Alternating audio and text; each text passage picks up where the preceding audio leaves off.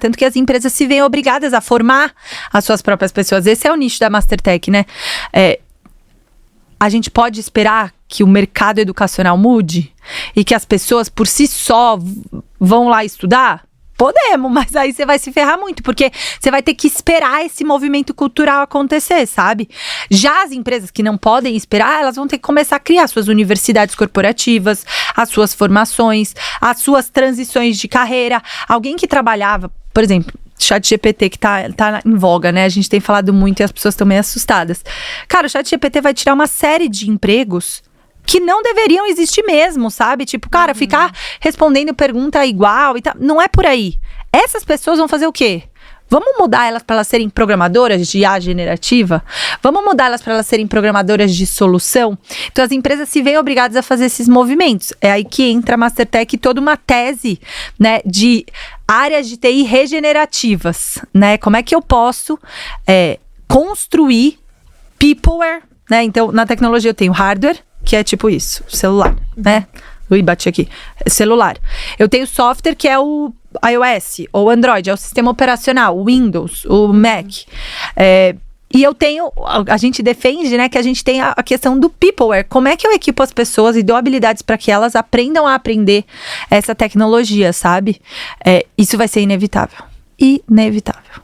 Você acha que então falta talvez umas iniciativas lá atrás, tipo, governo mesmo, educação, pequenininho, você tá na escola e fazer, sei lá, uma aula de robótica? Total, assim. e tava quase para aprovar, já tem na nossa base nacional comum curricular, a gente ainda tem uma dificuldade, o Brasil é remoto, né? A gente já se meteu na Amazônia para ensinar programação com carta, a gente já fez umas maluquices num barco, tipo, já fizemos de tudo, para conseguir levar para esse Brasil remoto, que ainda é a nossa maior dificuldade.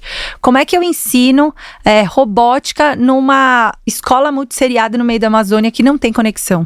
Eu ia falar agora, que é TV a cabo. Nem TV a cabo, TV, como a gente fala, de caixa. De tubo. Não, que tem tipo, limite de gerador, gente. Chegou energia por gerador. Então, às 18 horas acaba o gerador, sabe? E a gente vem se dedicando, principalmente na UNG, nas Somas, a criar esses artefatos e essas possibilidades para as pessoas. Então, a gente criou um jogo de cartas. Eu não preciso de nada. Com uma vela, eu ilumino ali, a galera consegue aprender a programar, ou no mínimo, ter o que a gente chama de pensamento computacional. Gente, eu quero fazer isso. Entendeu? que é aprender jogando, né, criando esse pensamento lógico. Então, eu, sem dúvida, Bel, acho que isso não vai demorar muito, isso já estava em pauta, atrasou um pouco com ano eleitoral e tal, mas eu confio que já a gente vai conseguir ter uma disciplina de computação dentro das escolas. E isso cria, por mais assim... Por exemplo, já ouvi algumas críticas do tipo, Camila, a gente mal ensina português. Olha aí, inglês, entrou pra grade, mas a turma não sai da escola pública falando inglês. Não sai, mas eu saio sabendo que aquilo é relevante. Existe, né? Se você se interessa, você vai atrás. Entendeu? Né? Tipo... No mínimo, a pessoa vai conseguir ver o tamanho da relevância e o mercado inteiro vai se regular pra ter escola de inglês, por exemplo. Porque aquilo passa a ser... uma pauta. Não, entendeu? ela tem contato com aquilo, né? Porque é muito diferente a pessoa que não tem contato nenhum com uma coisa. Sim. Porque a gente é encantada com tecnologia. Aqui já passou Avatar, já passou NFT, já passou várias coisas. Mesmo que a gente não entenda 100%, a gente aprende alguma coisa. Isso. Inclusive, a gente sabe que vocês, né, Bebel, que assistem aqui são apaixonados, porque as visualizações são altíssimas desses assuntos. Então, realmente é um assunto que as pessoas se interessam, mas o meu ponto de vista eu e a Bel. A Bel é muito mais na minha frente nessa parte tecnológica, ela é super, assim, rápida nas coisas. Eu, quando vejo um negócio que eu fico curiosa, eu vou lá estudar, eu preciso pegar na prática, eu preciso ter contato, eu preciso debater com as pessoas o que é.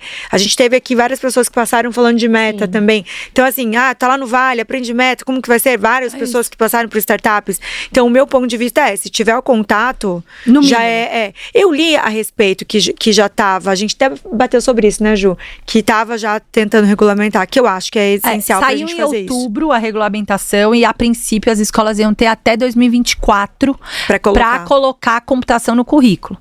E aí, quando teve a transição de governo e foi homologar, o que aconteceu foi, a gente manteve a parte do currículo, mas, e de fato tem um ponto assim, cara, como é que eu tenho que treinar professor, eu tenho que criar material didático, tal.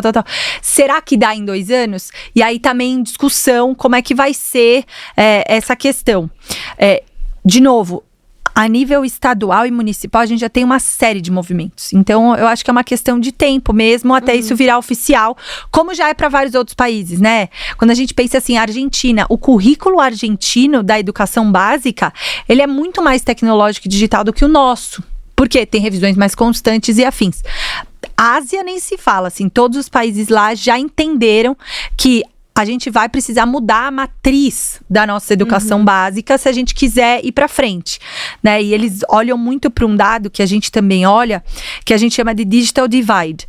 Por muito tempo, a gente olhou para o poder de um país olhando para PIB, olhando para parte de DH e tal. Isso continua sendo importante, mas tem um dado que é o nível de digitalização desse país, porque no médio e longo prazo é isso que vai sustentar ele, né? Quando a gente olha para a Índia, talvez no sentido de DH, a gente tenha uma briga boa aí entre Brasil e Índia. Agora, do ponto de vista de digitalização, nem se compara, eles estão muito mais para frente do que a gente. Que louco isso, né? Então, a gente tem uma impressão que eles estão mais atrás, é uma métrica, passou a ser uma métrica em N mesas de decisão, porque no médio e longo prazo a gente vai ficar para trás. Né? A gente vai ter dificuldade de posicionar diante da produção de conhecimento e de ciências. Então, virou um dado e eu confio plenamente que em pouco tempo a gente vai ter regulamentações, né, de governo mesmo, para que a gente consiga endereçar isso como política pública, como país.